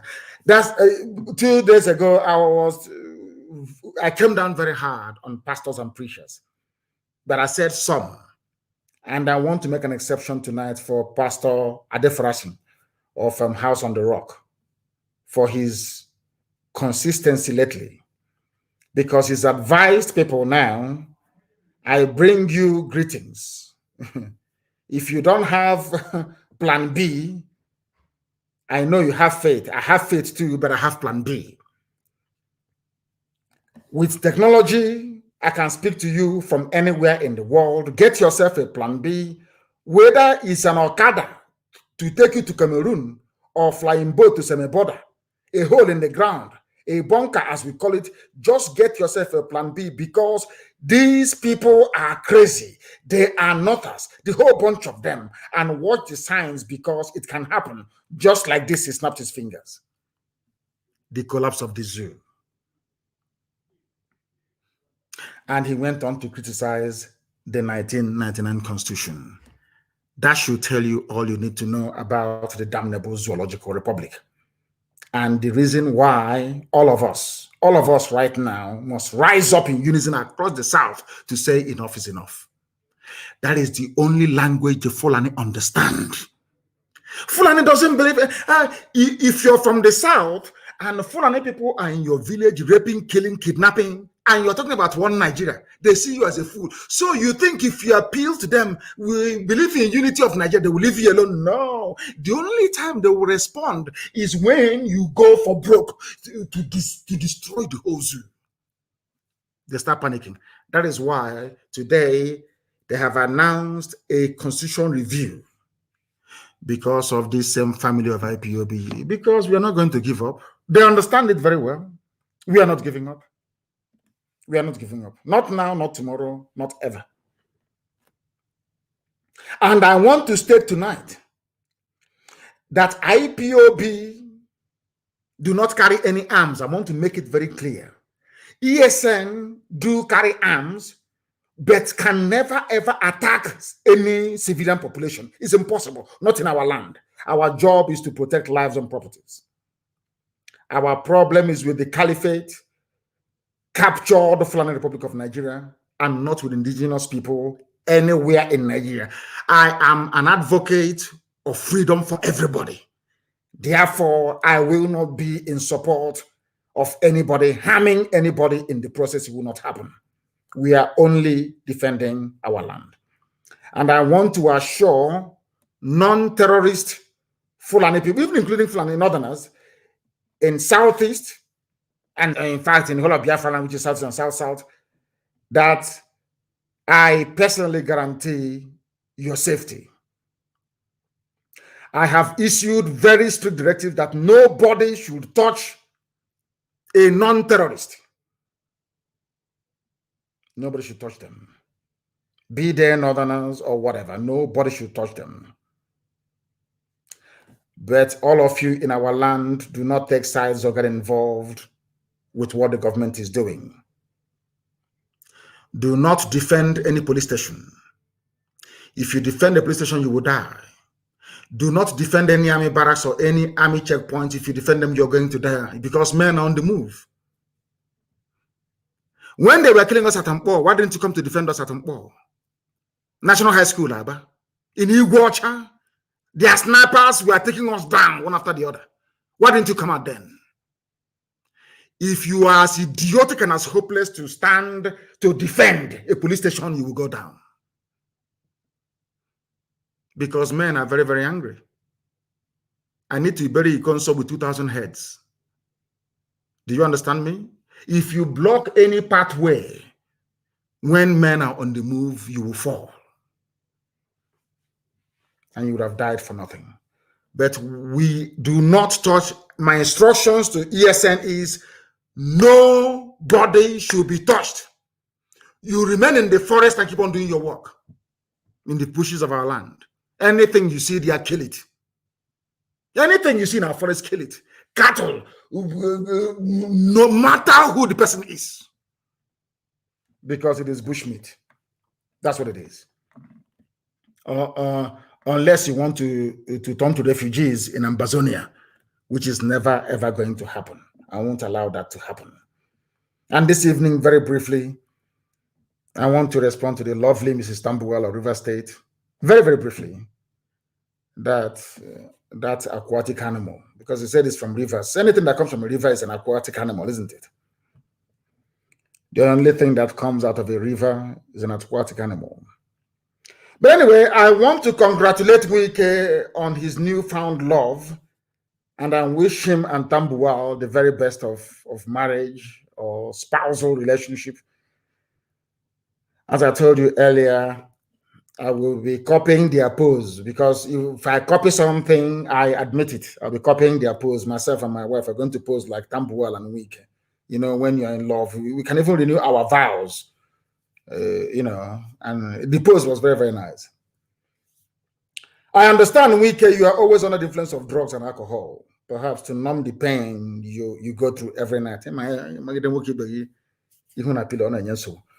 But we must proceed. I also do understand that wearing pampers at your age may be very, very hurtful, but I will take my time to explain things to you the way you'll be able to understand it. Because you came out and you made a statement that rivers can succumb to secessionist agenda. And I want to let you understand that when a referendum is conducted, I'm sure by the morning, you'll be going to cast your vote either for Nigeria or for Biafra. Your eyes, I mean, whatever draws you may have taken the previous night would have cleared. You only have one vote. You do not speak for the people. You only have one single vote. And it's a shame that Fulani people are even in your village, preventing our mothers from going to the farm. You Quislings will never learn from history, but allow me to teach you what you don't know, that somebody actually brought to my attention a few days ago. Obako Ikwere, Obako Ikwere, gathering of Ikwere people. Obako is an Igbo word, mind you. You wrote a letter to the Benin Kingdom seeking to identify with them, but the Benin people told you that they have no evidence that you are related to them. This fact is on record. But just to state that we must be very careful as a people not to allow the quest by, this is just written by Nikwere Manu, we must not allow our quest, or should I say the quest by some people to be politically correct, to cast us into the bottomless pit. Nobody, and I did not say Ikwere is Igbo, he's not saying that, but it is doubtless that Ikwere, as a multi-ancestral ethnic bloc, has most of its ancestry traced to Igbo land. All the crap that Igbo hates Ikwere is just a post-Civil War narrative and script that has never worked for us. The same thing they tried to do between us and our Yoruba brothers and sisters. They will always divide you. The only reason why they have oil wells, they control the oil wells in your land, is because they were able to divide you. The only reason why they killed Kenseruwa was because they were able to divide. Once it's divided, once they cut you out, they conquer you. All the oil wells in Ogoni land belongs to them in the north. And they killed Kenseruwa in the process. The same thing will happen to you.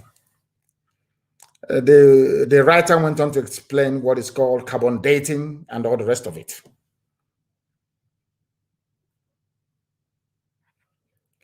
And I want you to understand this. There is something called carbon dating. Carbon dating, I'm sure you know what it is. It is there for us to apply further beyond rabble rousing, according to Livingstone, who wrote this very brilliant piece. Let us look at it this way. What is Bini about Ikwere? Bini people denied any link with Ikwere. It is on record. Ironically, Elele people are in court in Bini claiming that they own Bini and not the other way.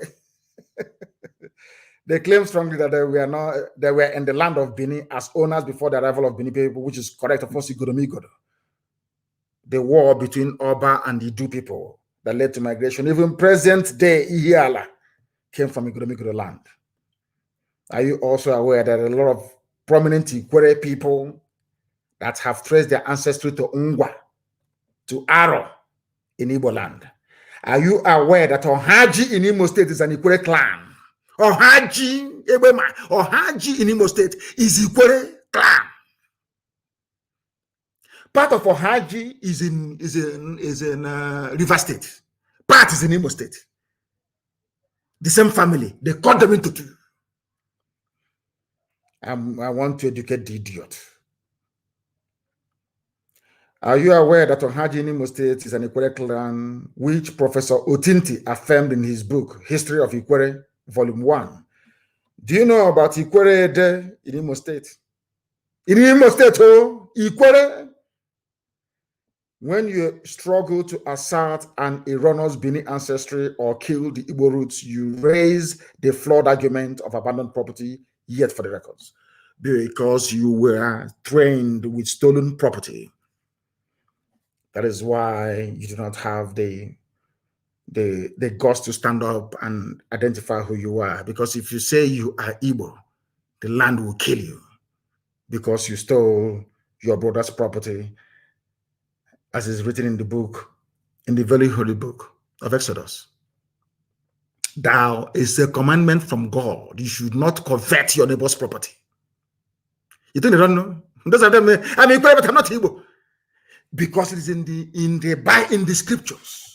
Thou shalt not covet. your brother's property, nor take his wife. You cannot do it. It's a commandment from God, a commandment from Elohim.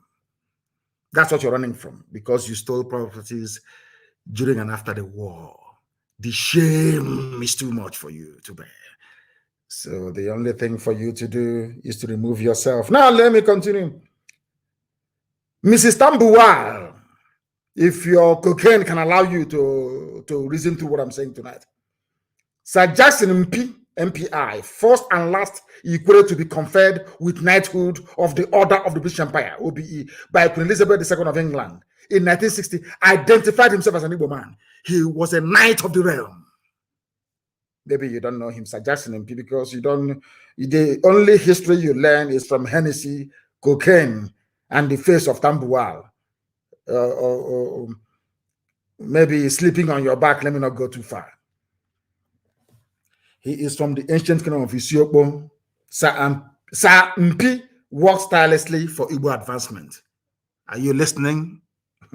Ochicha. I'm sure you've heard of Dr. Obi Wale, the first Ikwere PhD holder. He was a senator and university lecturer. He was also the only Ikwere in the 1978 Constituent Assembly, where he was selected as one of the 50 wise men that drafted the 1999 Constitution. The great Dr. Wale identified fully with his Igbo heritage and was killed because of it. Maybe that is your fear. It didn't stop there. I'm sure you know about Okobule Wanode, which is Wanade in Imo State. Wanade, as we say where we come from. The first Ikwere registrar of any university. First and only Ikwere poet and paramount title holder of Eze Ohia Meru, where you have present-day comprehensive college in Borokri, was his ancestral home before the British vacated them. In fact, our problem started with the British. They came to Borokri and took all of us away. That's evacuation by force.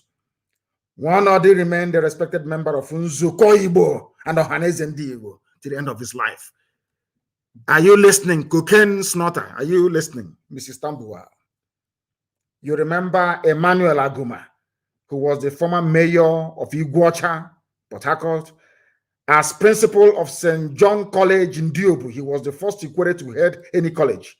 One of the 6 pre-independence Ikwere University graduates, former administrator of Port Harcourt province in the defunct People's Republic of Biafra.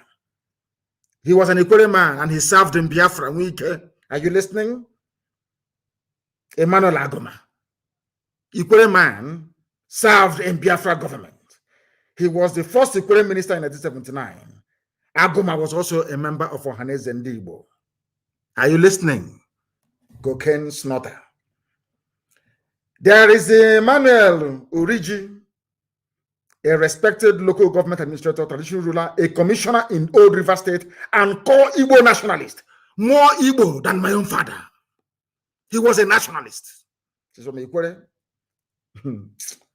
Oh dear. The immediate past Deputy Secretary General of Ohaneze Igbo, Chief Isaac Womo, is an illustrious Ikwere son from Elele. He is known to assert his Igbo identity. Equally valid, Chief Jackson Womenazu from Umukrushi in the Evo Kingdom is a member of the Elders Council of Ohaneze Igbo. Mind you, Evo is in Enugu as well. For information, we answer it as a name. In colonial documents written when Igbos had no capacity to influence anything, Ikweres also defined themselves as having Igbo ancestry. When Ikwere leaders presented their case before the 1957 Sir Henry Willings Commission, Wobo declared that Ikweres were Igbos, and Port Harcourt to Onisha had Igbo links. It's too much. Maybe he will understand this and reason. You are saying you are not Igbo because you stole properties that don't belong to you against the commandment of God Almighty in heaven. And that land is what is pursuing you. But we're not going to give up. I remember what people did to try to divide us and our Yoruba brethren. They never succeeded. And all of you will not succeed to divide the house of God. We are one. We have nothing in common with Fulani people. I can see something in common with Yoruba people. I see something in common with Middle Belt people. I see something in common, even to an extent, with even Hausa people. But I have nothing in common with Fulani people. Absolutely nothing. They are not from our land. They're not indigenous to any space in Nigeria. They are from God knows where.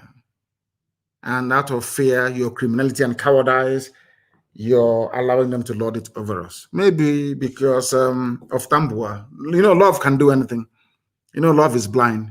And I know that some of you befriended girls or boys in those days that their fathers or their mothers owned the supermarket. Or I think in my time, if you befriend a girl that the mother fries akara, you're in heaven. At least you eat akara, fresh akara every day in school. That's how it is. Maybe his love is blind. That is the way it is. We are all one people from Igodo all the way to Bakassi Peninsula. Into Ambazonia, we are one people. I'm asking you, please, to do your research very well before coming out to mouth your rubbish. We have come to the end of our program this very evening. And for those writing rubbish about, should I say, Interpol, if you want to know who is being looked for by Interpol, just go on their website and type the person's name in. That's all. The person will appear there. Tinubu, you are late. You don't know what you're doing. We live in a digital age. You no longer control the news narrative. We do, because we are IPOB. And that is why Elohim said that Biafra shall be their religion. Here on this radio, Biafra is where they will worship. Because I, God Almighty in heaven, is their God. From me, from here, as always, it is good evening.